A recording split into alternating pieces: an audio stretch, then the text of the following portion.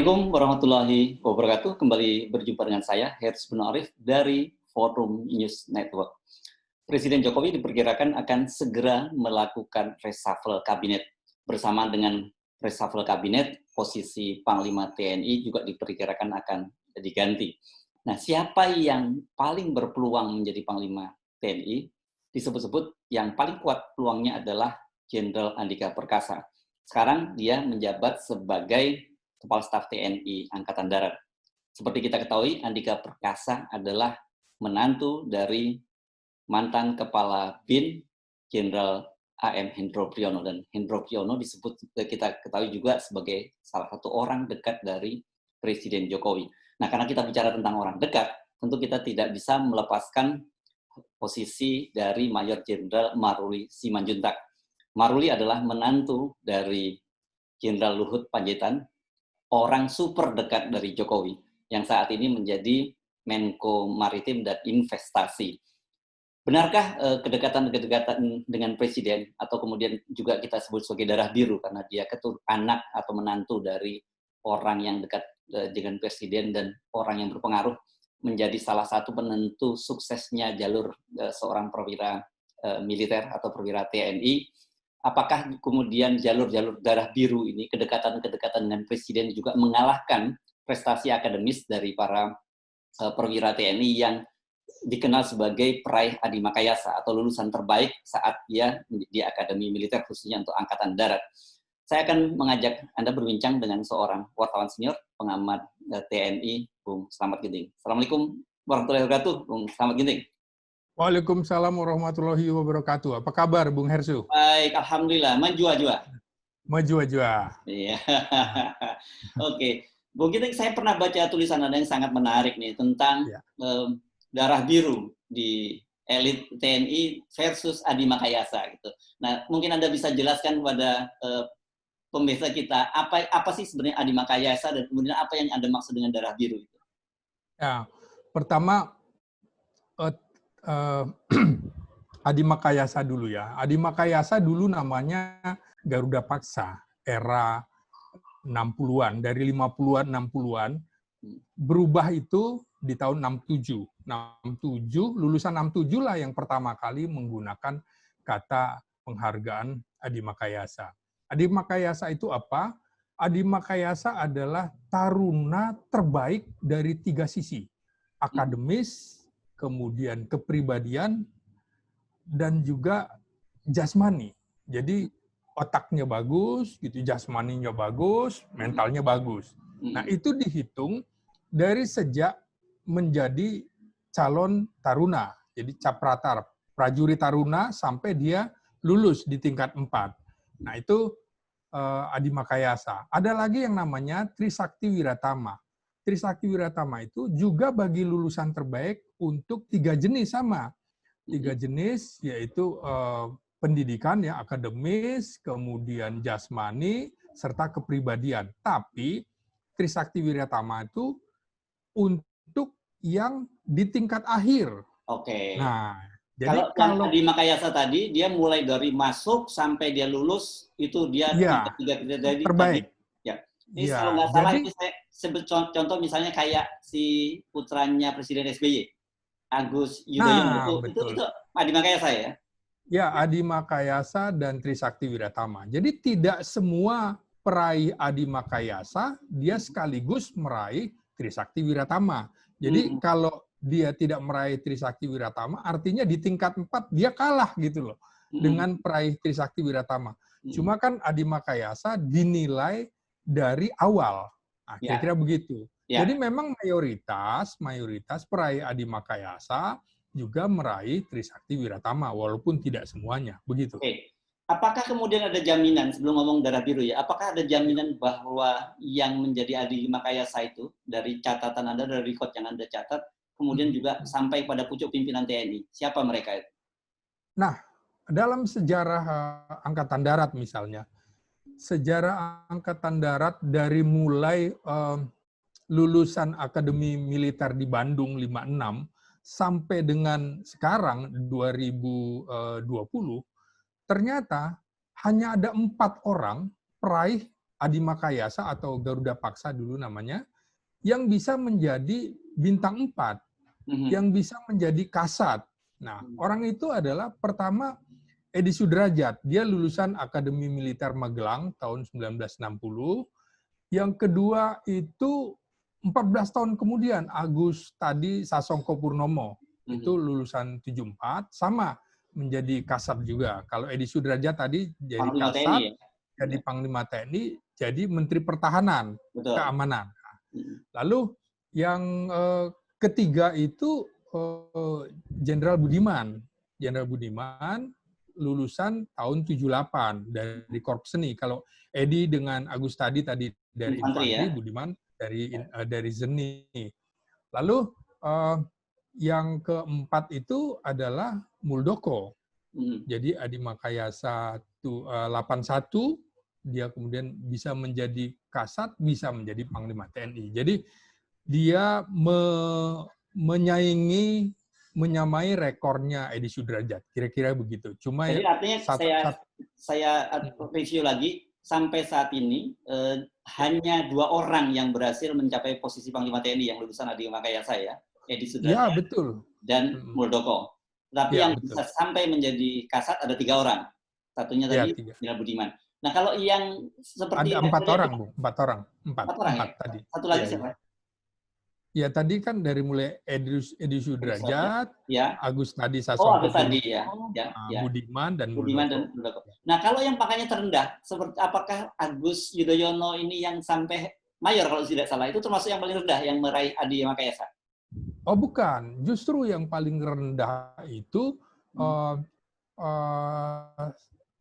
itu lulusan Akademi Militer yang pertama tahun 48, aduh lupa saya namanya, itu mengundurkan diri pada saat pangkatnya Letnan 1. Jadi ya, itu tahun 48. Yang kedua itu Subroto mengundurkan diri juga masa Letnan, menjadi dulu Menteri Pertambangan gitu, dan energi. Ya, yang suka pakai dasi kupu-kupu itu. Infanteri. Apa? Infanteri, ya. Dulu, dan kalau yang sekarang mungkin nggak kenal sama Pak Subroto, dulu kita sering bilang minyak gitu. Pernah jadi sekjen OPEC, ya? katanya, OPEC. Orang pendek kata dia sendiri yang ngomong. Oh, jadi beliau itu lulusan Adi Makayasa juga, ya? Terbaik juga, ya? Iya, terbaiknya ada 3, satunya lagi Saidiman Suryo Hadiprojo. Jadi 2 itu mundur, cuma Saidiman yang kemudian ranking 3 itu menjadi Letnan Jenderal. Oke. Sekarang soal darah biru nih. Yang Anda maksud dengan darah biru itu apa? Saya sih melihatnya darah biru ini keturunan nih, biasanya yang dekat-dekat dengan presiden atau bapaknya pejabat atau bapaknya dekat dengan presiden gitu. Iya, tentu ada beberapa tipikal, ya. Kalau Anda sebut tadi dekat dengan presiden, ya saya mau sebut jabatan darah biru itu paling tidak ada dalam posisi komandan grup A pasukan pengamanan presiden. Dia selalu melekat itu dengan presiden dan keluarganya, termasuk secara fisik. Jadi kemana presiden dia dekat. Hampir sama dengan yang kedua ajudan presiden. Nah, yang ketiga baru sekretaris militer presiden. Beda-beda rekrutmennya. Kalau rekrutmen ajudan presiden itu yang saya perhatikan, itu biasanya dipantau pada masa pangkat mayor senior atau letkol senior pada saat mengikuti kursus reguler, pendidikan reguler, seskoat, seskoal, seskoa, atau sespimpol. Dan biasanya yang punya nilai kepemimpinan tinggi dan loyalitas. Nah, ini penting nih. Ya. Leadership dan loyalitas. Ini ajudan, ya? Ya, ajudan. Nah, kalau kemudian komandan grup A, itu dia juga punya keahlian biasanya kemampuan tempur. Nah, biasanya itu hanya umumnya berasal dari Kopassus. Ya. Jadi komandan grup A itu dari Kopassus atau paling tidak dari Kostrad begitu. Jadi memang yang punya kemampuan tempur tinggi. Jadi memang dia kualifikasinya kualifikasi tempur. Nah, itu yang syarat untuk komandan grup A. Kemudian, sekmil presiden. Nah, sekmil presiden tentu juga bukan orang sembarangan, orang pilihan. Secara akademis, dia adalah orang-orang pintar. Tidak mungkin sekretaris militer presiden punya prestasinya di bawah rata-rata. Ini pasti di atas rata-rata. Jadi rata-rata sekretaris militer presiden itu berhenti pada pangkat bintang 3. Jadi tidak jarang yang berhenti di bintang 2, rata-rata justru bintang 3. Bahkan ada rekor kan bintang 4, ya Marskal Hadi Cahyanto itu. Ya, itulah darah biru menurut pandangan saya. Oke. Sebagai dari pengamat. 3 darah biru tadi, ajudan, grup dan grup A dan sekmil, itu tercatat paling banyak mana yang kemudian sampai di puncak pimpinan?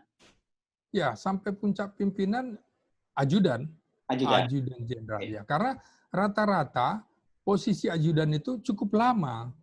Di era Pak Harto itu rata-rata sampai 4 tahun. Nah, itu juga sebenarnya mengorbankan karir yang bersangkutan. Misalnya 4 tahun. Sehingga kesempatan untuk mengikuti Sesko TNI itu nyaris nggak ada. Sehingga dia diberikan privilege lain. Misalnya kemudian, begitu juga kemungkinan komandan grup A, dia tidak bisa mengikuti Sesko TNI bukan karena dia tidak mampu, tapi karena tugasnya melekat pada presiden, tidak mungkin dilepaskan. Nah, itu yang membuat mereka kadang-kadang dianggap orang sinis gitu, oh enak bener. Tapi mungkin dia juga yang bersangkutan tidak menginginkan hal itu karena capnya jadi nggak enak. Nah, kira-kira gitu. Di balik cap yang nggak enak ada keuntungan, kira-kira gitu. Tadi kan darah biru yang secara karir memang track-nya seperti itu. Tapi kan kita juga pernah ramai juga soal darah biru yang berkaitan dengan hubungan kekeluargaan.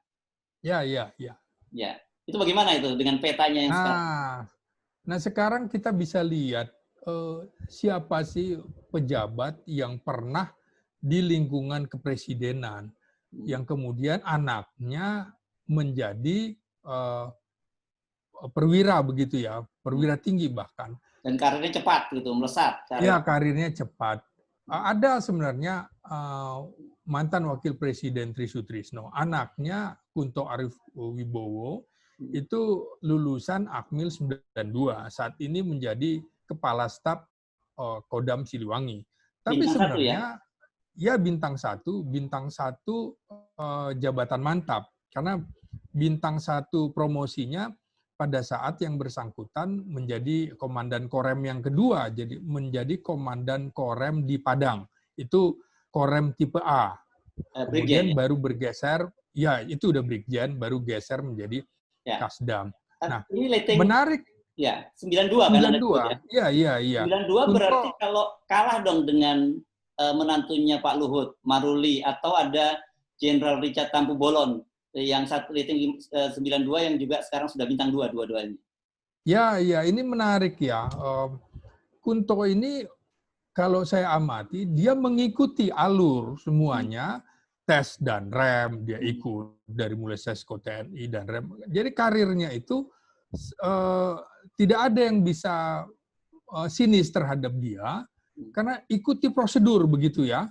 Nah, mungkin Maruli juga yang seperti saya katakan tadi karena posisinya menjadi komandan grup A ketika Pak Jokowi menjadi presiden, tentu dekat sehingga dia tidak punya kesempatan mengikuti tes seleksi komandan Korem. Tiba-tiba kemudian dari situ, dari komandan grup A menjadi komandan Korem di Solo.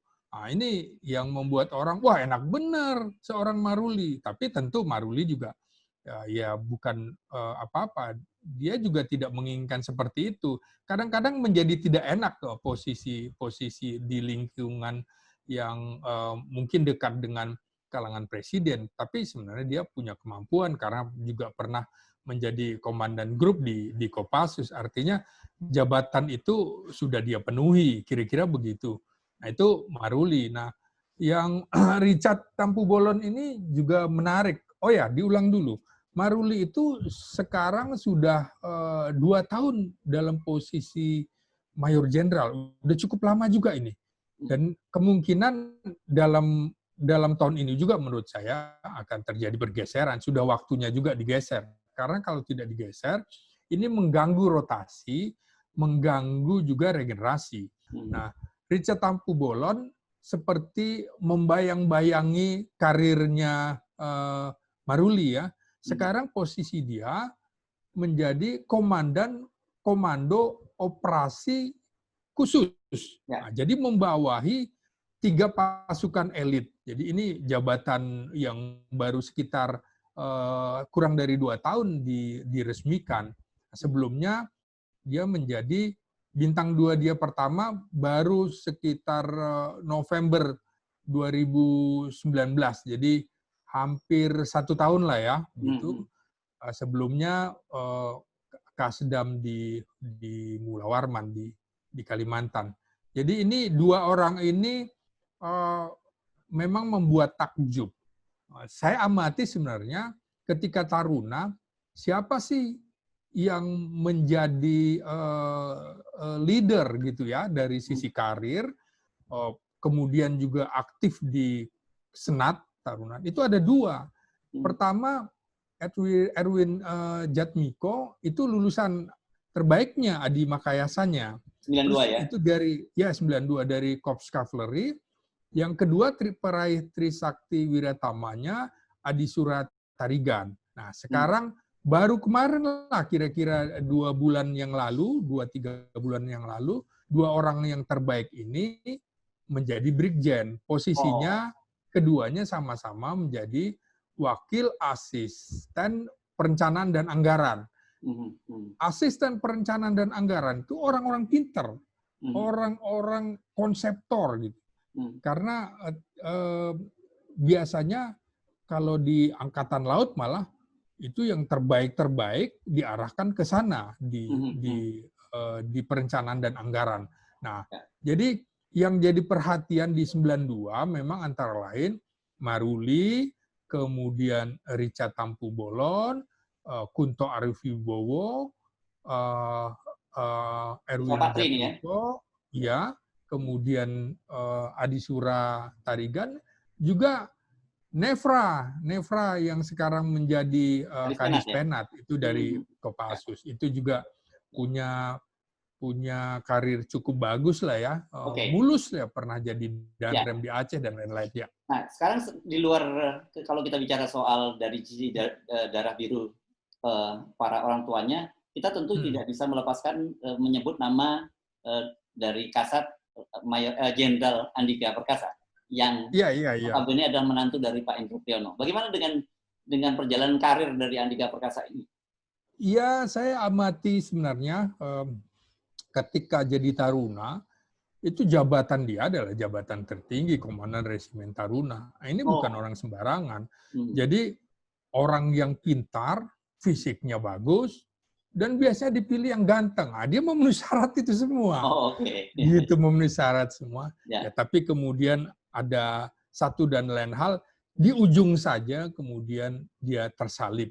Mungkin ada sesuatu, tapi bukan terkait dengan pelanggaran, bukan. Ini kalau secara akademik, saya pernah bertanya kepada sejumlah lulusan AKMI 87, semua mengakui bahwa Andika sejak Taruna itu pintar. Ketika sesquad juga, dia membuktikan diri, dia bisa mengalahkan peraih Adi Makayasa 87 Muhammad Herindra dan juga peraih Adi Makayasa 86 Hinsa Siburian. Dia kalahkan 2 lulusan terbaik itu di sesquad. Jadi dibayar tunai lah begitu ya kira-kira.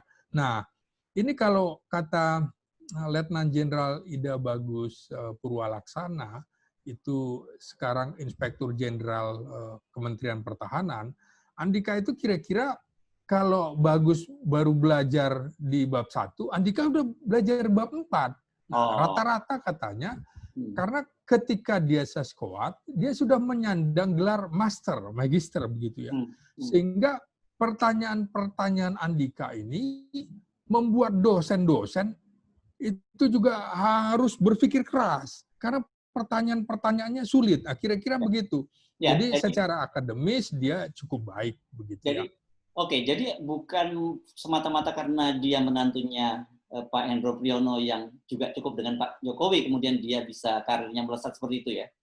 Ya, ya orang boleh saja berprasangka begitu ya, itu sah-sah saja, tapi dia buktikan dia misalnya secara akademis juga sekolahnya nggak pernah juga di bawah ranking 3, termasuk ketika sekolah di Amerika juga prestasinya bagus. Jangan lupa dia punya 3 gelar master, kemudian dia juga punya gelar doktor.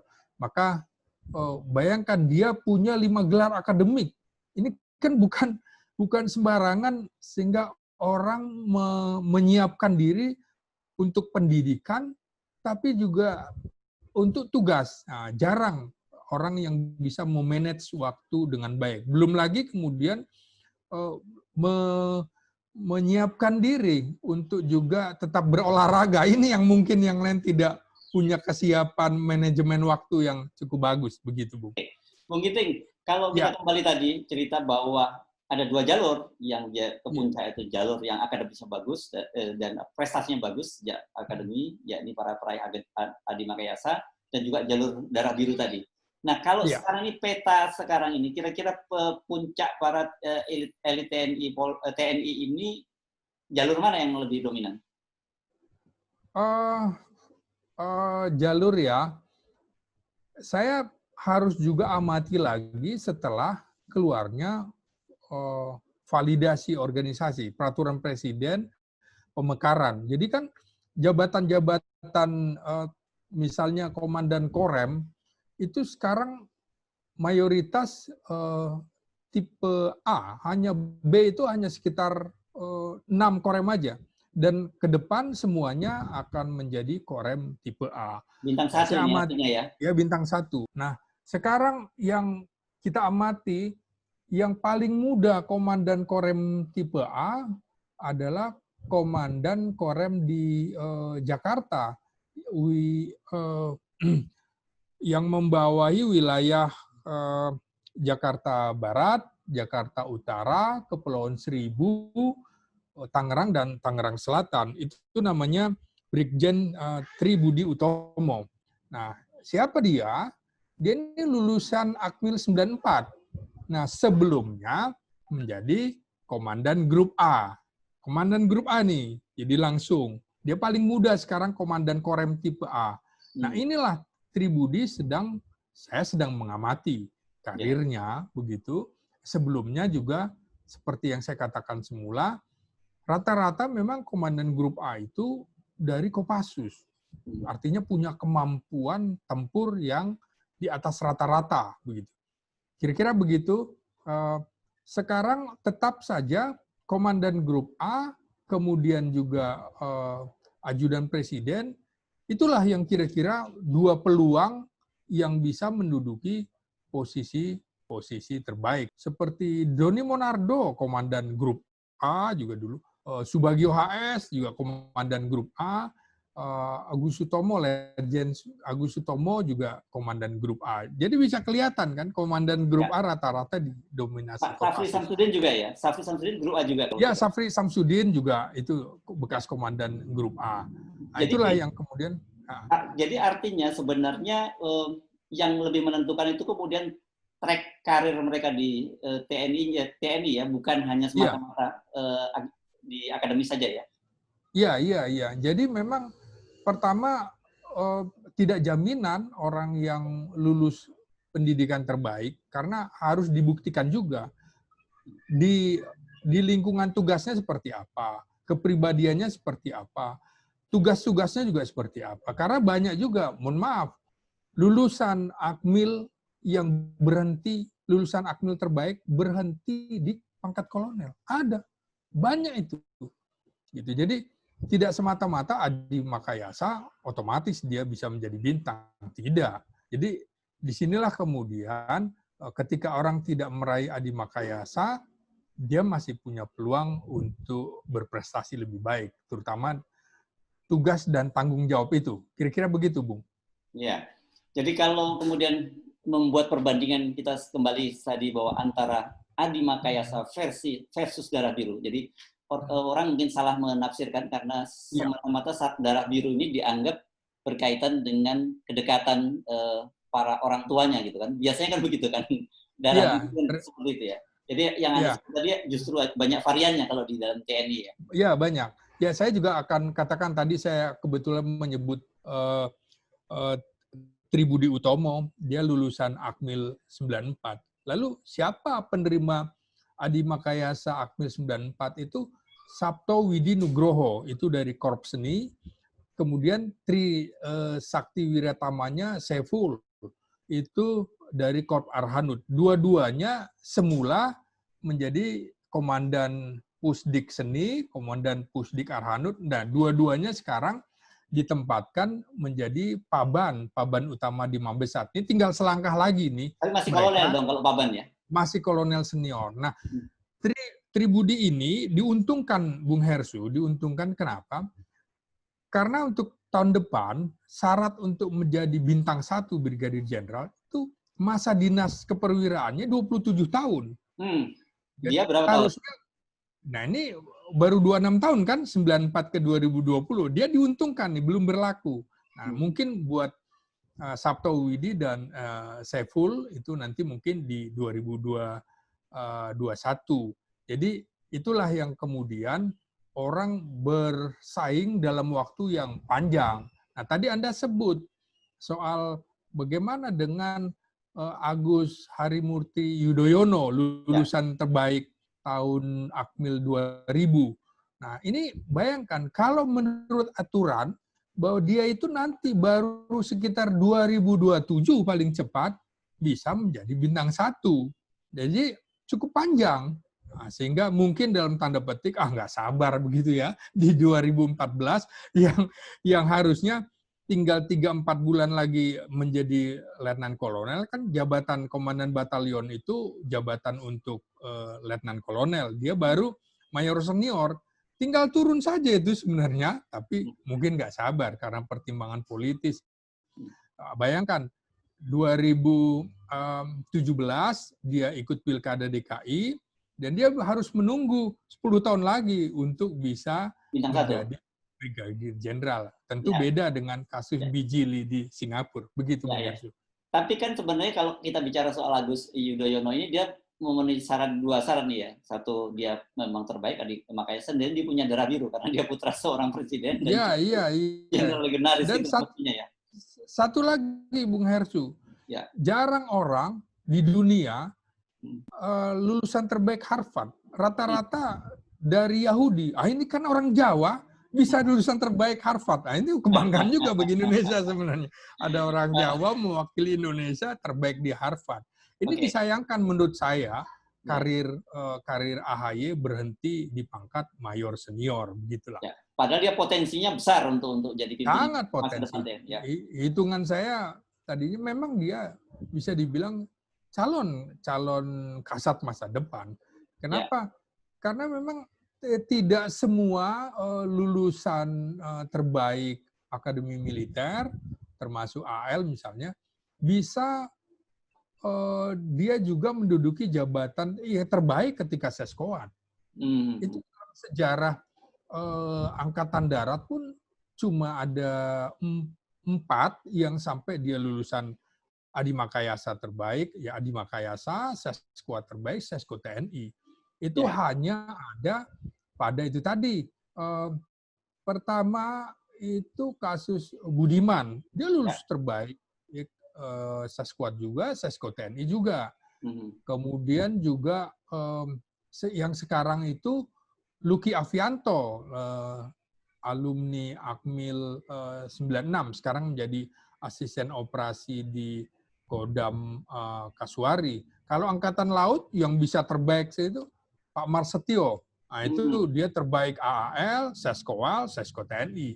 Dan ada lagi satu kasal, ya, jadi kasal. Jadi wajar, sehingga kalau seperti AHY juga dia bisa lulus terbaik Seskoat. Nah, ini kan luar biasa juga. Jadi sebenarnya AHY itu sudah lewat Seskoat, sudah selesai, dia tinggal mungkin pilihan antar Sesko TNI atau Lemhanas gitu ya, sebenarnya sudah iya. lebar ya. Itu kan kira-kira butuh waktu antara Seskowat ke Sesko TNI sekitar 7 tahunan lah, Bu. Itu Ya. 7 tahun. Dan itu kan seleksinya makin mengerucut. Apalagi di Angkatan Darat pun sekarang hanya dibatasi pada 6 korps utama. Yang lain era Andika tidak diberikan kesempatan dengan pertimbangan ini hanya untuk yang akan menjadi Panglima Kodam. Kira-kira begitu. Kalau di Angkatan Darat. Kalau kita konklusi dari perbincangan kita, Bung Giting, apakah Anda melihat bahwa merit system itu di kalangan TNI ini masih berjalan dengan baik, atau sebenarnya tadi ada deviasi-deviasi karena kedekatan-kedekatan tadi?